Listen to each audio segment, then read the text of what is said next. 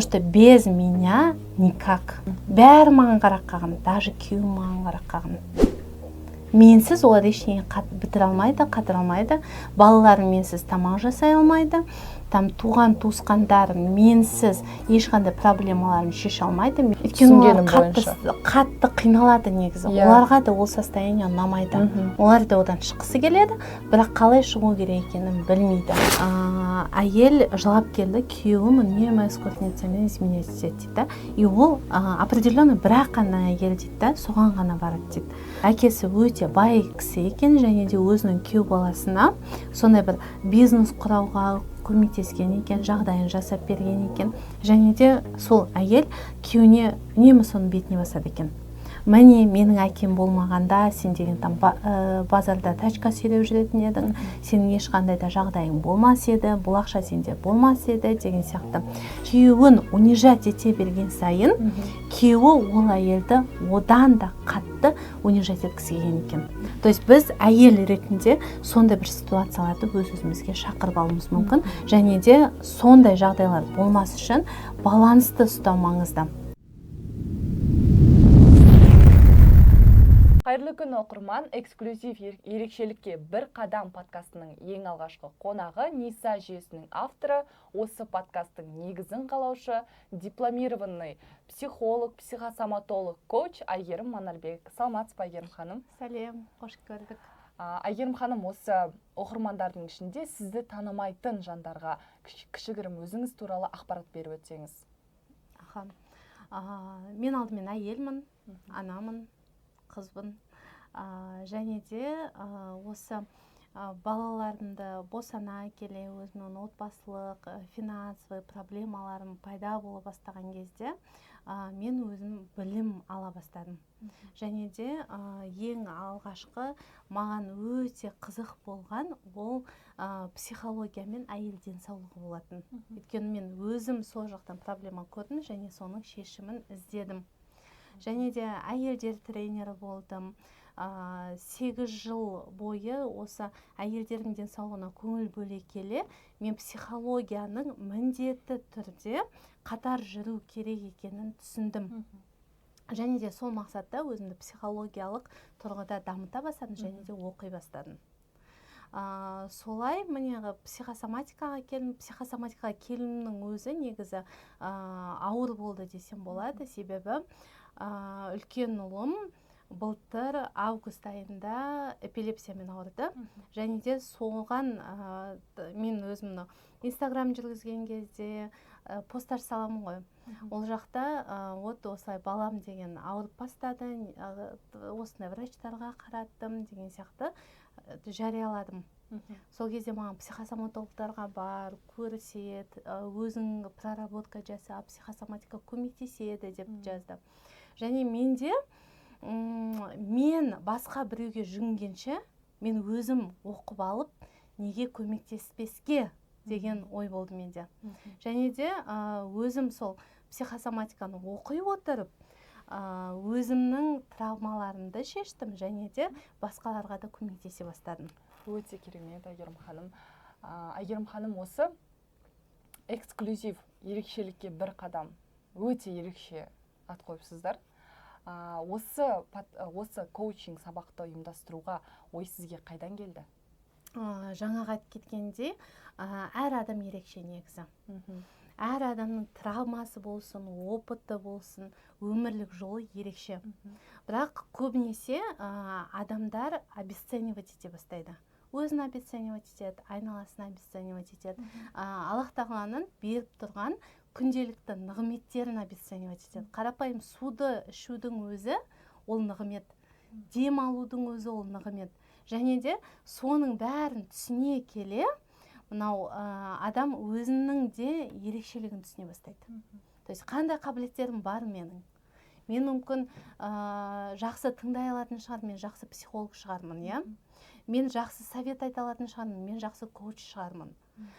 Мен жақсы сату білетін шығармын, иә? Жақсы сатуға көмектесе алатын шығармын. Сол сияқты әр адамның ерекшелігін табу. Сол үшін де әр адам бұл ерекше экземпляр. ерекше эксклюзивный продукт десем болады ақталғанын. Және де соны ашу мақсатында. Қадамыңызға нұр жаусын, осы берекелі коучинг сабақ болсын берса. Айгерім ханым, осы орайда сұрағым келгені, эксклюзив ерекшелікке бір қадам коучинг сабағы мен подкастының мақсаты неде? Бұл жерде ерекшелігі мен мақсаты бізде әр адам, қазір курстар көп. Үйде отырған ана болсын, бизнестағы жүргендер болсын, өте көп курстар алып тастаған, өте көп сондай тренингтарға барады. Бірақ сол жерде мотивацияларға тойып келеді, бірақ артынша бір аптадан кейін, 10 күннен кейін выгоранияға кетіп қалады. Өйткені ол мотивация как вот топливо сияқты, дальше жетпей қалады. Ал бұл коучингта біз сол алынған инструменттарды ары қарай мынау от сияқты жандырып жіберуге көмектесеміз. То есть сізде қазір білім бар, дальше сол білімді қалай қолдану керек екенін үйреніп, ары қарай уже қойылған мақсаттарға жетуге болатынын сондай түсінетін коучинг болады бұйырса. Айгерім ханым, осы коучинг сабаққа келген әрбір жанның ішкі және де сыртқы нәтижесі қандай болады? Сабақтарда біз 3 күнге бөлдік. Яғни алғашқы 2 күнде адам өз-өзімен жұмыс жасайды, ішкі күймен жұмыс жасайды. Бұл жерде сол травмалар болсын, обидалар болсын, қандай да бір өткендегі өзін тревожить ететін бір состояниялармен жұмыс жасайды. Және де ішкі күй реттелгеннен кейін ғана барып, 3-ші күні біз уже қалай продукт сату керек екені, қалай өзін елге таныстыру керек екені, қалай контактировать ету керек екенін үйренетін болады. Және де мынау алғашқы 2 күнде біз уже ішкі күйді қалыптастырғаннан кейін уже мынау іштегі жарық нұрды елге тарата бастаймыз ғой. Өте керемет. Айгерім ханым, осы коучинг сабақты жасауға, ұйымдастыруға сізге бірдеңе түрткі болды ма? Мүмкін сіздің өмірлік тәжірибеңізден бір нәрсе түрткі болған шығар. Иә, әрине. Бұл сабақтарда біз самый күшті деген спикерларды алдық, және де сол спикерлардың білімі өте бір өзгеріс алып келетіндей білім. Және де бұл жерде тек қана бір әңгіме айтып, сөзбен ғана бір мотивация беру емес, бұл жерде терең проработкалар болады бізде. Кәдімгідей ішкі күйге түсеміз, содан нәтиже алады. То есть мен өзім содан өткеннен кейін басқаларға сол біліммен бөліскім келеді. Және де осындай проблемный ситуацияларда, қаржымен, баланың денсаулығымен, отбасымен жүрген әйелдерге, ер азаматтарға, сондай көмектесу мақсатында болып жатыр бұның бәрі. Енді Айгерім ханым, осы коучинг сабақтың естуімше бағасы өте тиімді екен. Өте керемет, ең үздік спикерлерді таңдапсыздар. Осы бағаны қоюға сізге не себеп болды? Соңғы осы бір жылдың ішінде мен 10 миллионға жуық қаражатқа оқыған екенмін. Және де бұл жерде тәжірибе бар, білім бар. Соның бәрін бір жерге жинағым келді. Өйткені оның керек емес те бар, керегі де бар. Менің ойымша осы самый мынандай қаймағы дейді ғой, соны жинап алып, басқаларға беру болды да, водасын алып тастау. Яғни бұл жерде шын мәнінде нәтиже болады, және де арзан бағада болады. То есть аз уақыт жұмсай отырып, тура менің 1 жыл бойынғы алған білімді алады. Ниетіңіз дұрыс екен негізі, Айгерім ханым, өйткені біреудің қолы жететін, біреудің қолы жетпейтін суммалар ғой, 10 миллион теңге деген. Сіздің курсыңыздың, коучинг сабағыңыздың бағасы өте тиімді екен. Енді Айгерім ханым, келесі сұрағымыз осы коучинг сабағына қатысатын қатысушылардың тұрақты саны бар ма, әлде көп адамға жасайсыздар ма, шексіз ба, сол туралы айтып өтсеңіз. Бұл сабақтарда тек қана 30 адам қатыса алады. 30 адам. Иә, себебі 300 адамды нәтижесіз жібергенше, мен тек қана 30 адамды нәтижемен жіберемін. Сол нәтижені көре отырып, негізі кайфовать етемін. Өйткені отзыв алу, осындай А точкадан Б точкаға жеттім деп бір адамның мынандай разылығын алу мен үшін өте үлкен, қымбат, бағалы, құнды десем болады. Санға емес, сапаға жұмыс істеймін дегіңіз келіп тұр ғой, Келесі сұрағымыз, Әйгерім ханым, осы коучинг сабағыңызға кімдер қатыса алады? Оған да шектеу бар ма? Оған да тұрақты бір осындай болу керек дейтін заңдылықтары бар ма? Қазіргі уақытта рухани кризиста жүрген адамдар, бір бизнес бастап соны аяғына дейін жеткізе алмай жүргендер, бір нәтиже болмай қайта-қайта мотивациясы бітіп қалады. Немесе әр бір бизнесті бастап, бірақ ешқайсының түбіне жете алмай жүргендердің бәрі осы сабақтарға келіп қатыса алады. Өйткені сабақтардан кейін уже мен өзім сенемін нәтиже болатынына. Бұйырса. Әйгерім ханым, осы коучинг сабақта сіз қандай адамды, қандай қатысушыны көргіңіз келеді? Ең біріншіден ол өскісі келетін адам. Қазір көптеген қарыз албаған, кредит албаған, бірақ соны жауып тастаса да қайтадан ала беретін адамдар. Немесе өз ақшаларын жинай алмайтын адамдар. Көп ақша табады, бірақ ақшасын жинай алмайды, таратып тастайды. Үшіншіден, бұл жерде всегда бір бизнес бастайды, әйел адамдарға қатысты, бизнес бастайды, бірақ почему-то балалары ауырып қалады да, и сол себептен қайтадан үйде отырып қала береді. Келесі отношенияда проблемалары барлар. Яғни күйеуі ақша таппайды, үйде жатады, әйел все время өзінің арқасында бәрін таскать етеді, и содан шаршағандар. Немесе ер адамдар, которые ақша тапқысы келеді, бірақ соның жолын білмейді, ішкі потенциалын аша алмай жүргендер. Сол сияқты қазіргі уақытта дамығысы келетіндер өте көп, бірақ дамый алмай жатқандар. Тағы да еске сала кететінім, тек қана 30 адам аламыз. Және де сол 30 адамды нәтижеге жеткізу өте маңызды. Өте керемет, Әйгерім ханым. Әйгерім ханым, келесі сұрақ мынадай. Біз енді қандай адамдарға арналғанын білдік. Енді сұрағым, қандай адамдарға бұл коучинг сабақ арналмаған?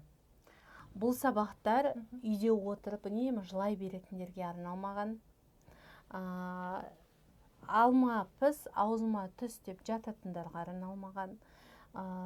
Ешқашан қадам жасауға қорқып, үнемі мынандай қорқыныштарын ойлай беретін, нәтижеге сенбейтін, бәріне скептически қарайтын адамдарға арналмаған. Бұл жерде бізге кәдімгідей өз-өздерін сыйлайтын, өз-өздерін жақсы көретін, өз-өздерін дамытқысы келетін адамдар ғана керек. Керемет жауап, Әйгерім ханым. Бірақ менде мынадай сұрақ. Сонда ол адамдар өзгермейді деп ойлайсыз ба сіз? Өзгеру үшін ниет керек. Ал оны жылап отыра беретін адамдарда ниет болмайды. Оларға кәдімгідей жетелеп жүретін нянька керек. Ал біз нянька болғымыз келмейді. Біз тек қана жол көрсетушіміз, адам өз жолын өзі жүру керек. Ол состояниеден шыққаннан кейін ғана сіздің коучинг сабағыңызға келе алады. Иә, әрине. Рахмет, Әйгерім ханым. Осы коучинг сабақта эксклюзив ерекшелікке бір қадам өте керемет. Осы коучинг сабақта өзіңіз выступать етеді екенсіз, естуім бойынша. Осы коучинг сабақта сіз қандай тақырыпты қорғайсыз? Бұл жерде менде отношения болады. Яғни әйел қалай отношения құру керек. оны мен магнит әйел деп қойдым. То есть магниттің екі жағы болады, плюсы және минусы. Иә. Және де біз егер үлкен бір плюс болып кетсек, жанымыздағы ер адам үлкен минусқа айналуы мүмкін. Біздің қабылдауымызша. Және де мен өзімнің эгомды дейінші, иә, егер семірте берсем, жанымдағы адамның минустарын көремін. Иә?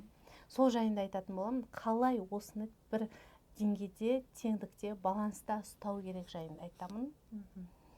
Сіз енді айтып жатырсыз ғой, әйелдердің эгосы мықты болғандықтан еркектің минусын көреді деп.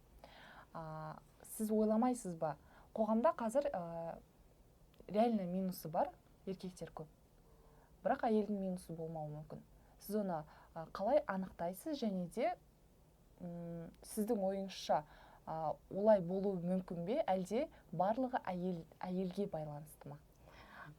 Әйелге ғана байланысты деп айта алмаймын. Бұл өйткені мое отражение дейді ғой. То есть менің айнам. Және де мысалға, егер мен үнемі жұмыс жасап қалған әйел болатын болсам, және жанымда жұмыс жасамайтын, ақша таппайтын ер адам болатын болсам, онда мен нені хочу доказать бұл әлемге. То, что без меня никак. Бәрі маған қарап қалған, даже күйеуім маған қарап қалған. Менсіз олар ештеңе бітіре алмайды, қатыра алмайды. Балаларым менсіз тамақ жасай алмайды. Туған туысқандарым менсіз ешқандай проблемаларын шеше алмайды. Мен бәрін жасап беру керек, мен істеп беру керекпін деген үлкен эго жатыр ол жерде. Сондай эгосы бар әйелдердің ішкі состояниесін реттейтін боласыз, яғни, түсінгенім бойынша. Қатты қиналады негізі. Оларға да ол состояние ұнамайды. Олар да одан шыққысы келеді, бірақ қалай шығу керек екенін білмейді. Айгерім ханым, осы магнит әйел курсыңызда есіңізде қалатындай қандай сізде клиент болды? Қандай ситуациямен келді? Ондай ситуациялар өте көп, және де қазір есіме түсіп отырғаным, жақында ғана болған случай. Әйел жылап келді, күйеуім үнемі эскортницамен изменять етеді дейді. И ол определенный бірақ қана әйел дейді, соған ғана барады дейді. Сонымен разбор жасай келе, ол әйелдің әкесі өте бай кісі екен, және де өзінің күйеу баласына сондай бір бизнес құрауға көмектескен екен, жағдайын жасап берген екен. Және де сол әйел күйеуіне үнемі соның бетіне басады екен. Міне, менің әкем болмағанда, сен деген базарда тачка сүйреп жүретін едің, сенің ешқандай да жағдайың болмас еді, бұл ақша сенде болмас еді, деген сияқты. Және де күйеуін унижать ете берген сайын, күйеуі ол әйелді одан да қатты унижать еткісі келген екен. То есть оның бәрі негізі неосознанно болатын дүниелер.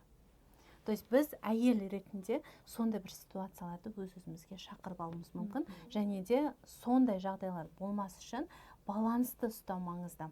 То есть мен магнит әйел ретінде нені өзіме тартамын? Жақсы жағдайды ма, немесе жаман жағдайды ма?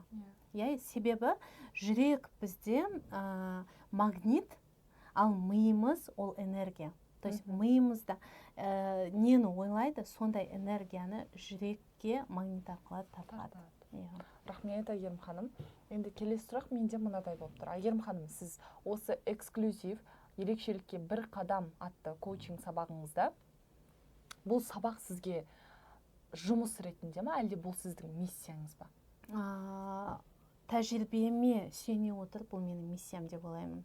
Себебі маған адамдардың ішкі жан дүниесін тыңдау, түсіну, есту қатты ұнайды, және де соны көмектескен сайын мен шабыттанамын. Айгерім ханым, менде мынадай сұрақ болып тұр. Егер де бұл сіздің миссияңыз болса, неге билеттерді тегін қылмасқа? Менің ойымша, тегін деген ол құнсыздандыру. Қаншама адамның еңбегі жатыр. Дәл осы проектті жасау барысында спикерлар болсын, әр қайсының бұл еңбегі. Ал еңбек ақы ол всегда берілу керек, және де энергообмен ол. яғни адам тегін келетін болса, ол тегін заттан ешқандай да нәтиже алмауы мүмкін. Ол құнсыз болады өйткені.